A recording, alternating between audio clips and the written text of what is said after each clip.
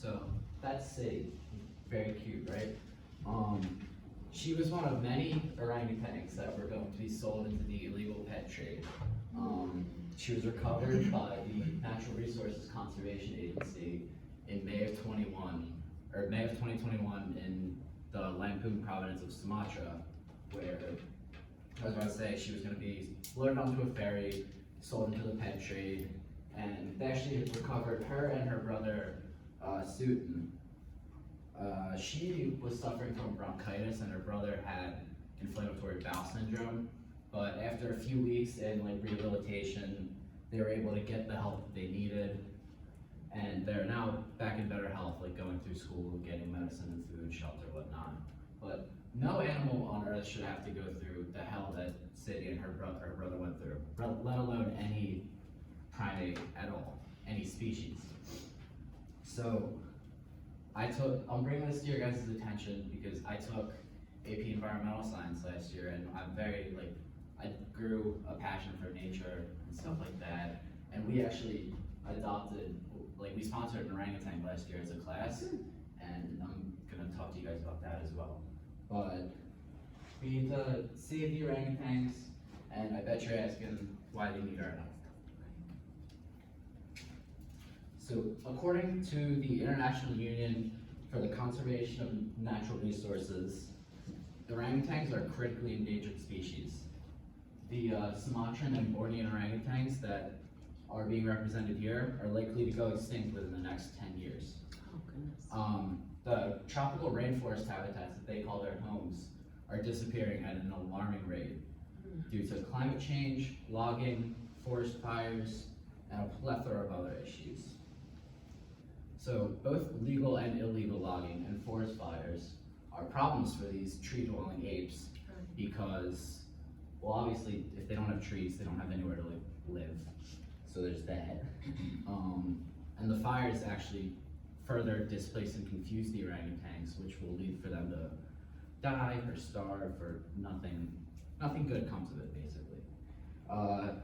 Also, the habitat space gets pushed around by palm oil plantations that they will take up chunks of forest land and use it to farm their plants. And that will cause the orangutans to burn, starve, or get poached because the workers just view them as pests. Orangutans are also some of the world's largest seed dispersers.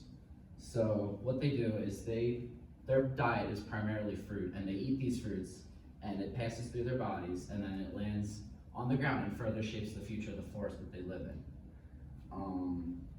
But if there's no trees, that means they have to go stay on the ground, and if they're on the ground, it's a lot harder for them to find the fruits that they need, and it just further contributes to the downfall of the species. Orangutans live in fragmented habitats. So the ones that make it work, they're absolutely struggling, but the ones that make it work are likely to get poached or stolen anyways. They steal people will steal the babies from the mothers and sell them to the illegal pet trade just because they're cute. And these babies are kind of like us in the sense that they need their mothers till they're 6, 7 years old, or they will die, and it will further contribute to the downfall of the species, as I said earlier. But fortunately, many non-government organizations and private conservatories have been able to give orangutans the help that they need. Donating helps all species of the tropical rainforest, not just the orangutans. It also helps the elephants, Sumatran elephants and tigers, as well as some other species. You can donate to a credible website, such as the Orangutan Project, Health and Harmony, or the Nature Conservatory. So that's, you can donate, but you can also pledge to sponsor one or adopt one. And that's a one-time payment, but you'll also receive bonus updates on the orangutan's health and stuff like that. One more way you can donate is you can protect vital pieces of rainforest habitat land, which that is a recurring donation. It's a lot smaller, but you can basically choose to select amount of acres that you want to protect from the rainforest, and you will be ensuring that that area will stay for orangutan homeland.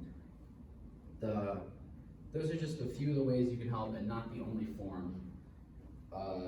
There are some ways that do not involve giving away your hard-earned money. So you can recycle, you can drive less, you can waste less. Just working small changes into your life to waste less of our very few natural resources. This guy, Thomas Phillips, he's a writer for Health and Harmony, and he's also a climate change activist. He wrote an article called Why the Orangutans Are Dying and How You Can Help.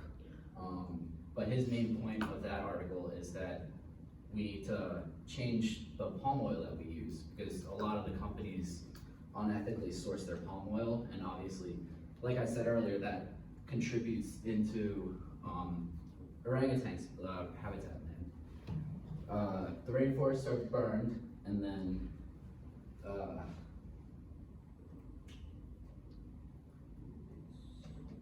we need to call for deforestation-free palm oil. You can put pressure on companies that do not source their palm oil legally, such as Pepsi, L'Oreal, General Mills, and Kellogg's, to name a few. So now that you know how that you can help save the orangutans, bear with me here and try to picture if you were an orangutan.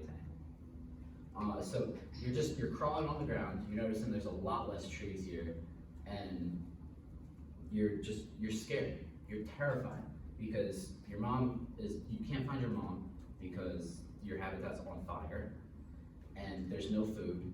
And it's just not looking good for you as an orangutan. Point being, they need our help. It might cost something, but it is a worthy investment. Preserving the forest will also return oxygen back into our atmosphere, which we need as a species to breathe. So you wouldn't want to be in this environment. Why would you want an orangutan to be in the environment? So there's so many problems. How can we find time to fix all of them? Well, fortunately, helping the orangutans will solve more than a few problems. It extends beyond just helping these apes. So with your support, we can help create a healthier future and rescue these displaced orangutans. So you can go to the orangutanproject.org to make a small donation, or like I said earlier, we could adopt one as a class. There's 24 of us, so it comes down to $11 a month. That's about 42 cents a student a month for each of us to adopt an orangutan and make sure that they get the proper nourishment, medicine, and shelter that they need. And they also, I remember last year when we donated an orangutan, they sent us a video of our orangutan Happy going through this thing called, basic jungle class, where it's basically like he got to play on the monkey bars and learn how to be a monkey. And they actually sent us videos of him swinging from vine to vine. It was pretty cute, but I liked it. It made me feel good, not only because not only was that just a cool video to see at 10 in the morning on a Monday, but also I felt like I was part of the reason why that orangutan was able to do that. But in the native Indonesian language, orangutan means people of the forest. And I think it's fair to call them people because we share 97% of our human DNA with them. So don't think of it as helping some inferior random species. You're almost helping another human if you really think about it. So please, help a person in need. Thank you.